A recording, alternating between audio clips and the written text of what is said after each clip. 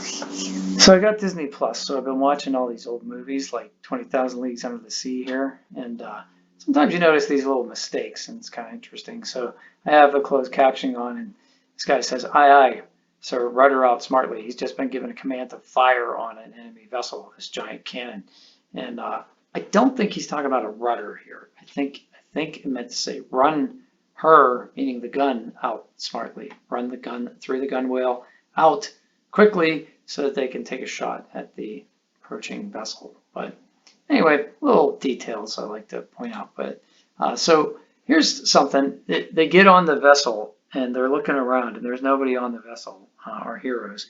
And there's a giant pipe organ. Now, why do the bad guys in these movies always have pipe organs? And here they're looking. They're in a longboat and they're tied up to the submarine, which has just sunk them. And they're like, "I'll take my chances in the open sea if it's all the same to you." Yeah. So what are your chances? You're in the middle of the South Pacific Ocean, and what are your chances of survival there? Wouldn't you rather like get on board be a stowaway maybe on the ship, or try to plead for mercy or something like that? But instead, they're going to jump off the ship, get in this longboat, and go hang out in an open boat in the ocean.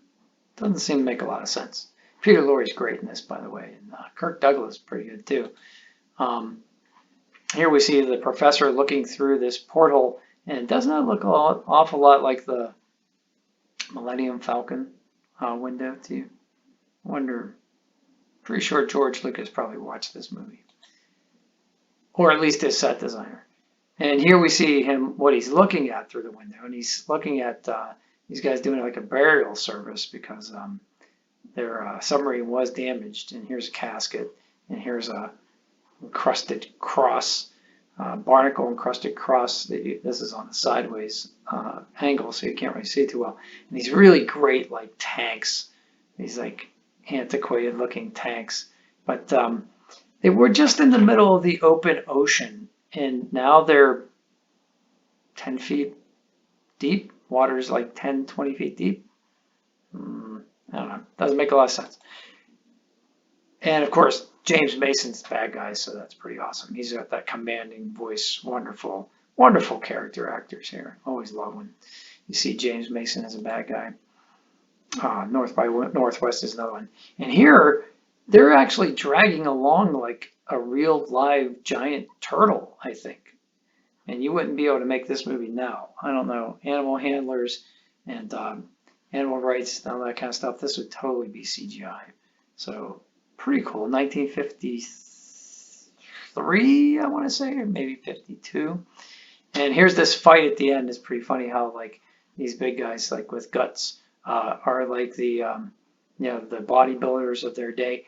But he had like this cap on, slick back hair, and now he's starting to look like Bozo the Clown as he's fighting Kirk Douglas. And here's another one where Kirk Douglas' hair is all messed up and he's got the Bozo the Clown look. Anyway, that's just a couple things that I noticed about 20,000 Leagues Under the Sea. If there's anything that you guys noticed about that movie that you thought was funny, go ahead and put it in the comments below. I appreciate it. Have a great day. Take care.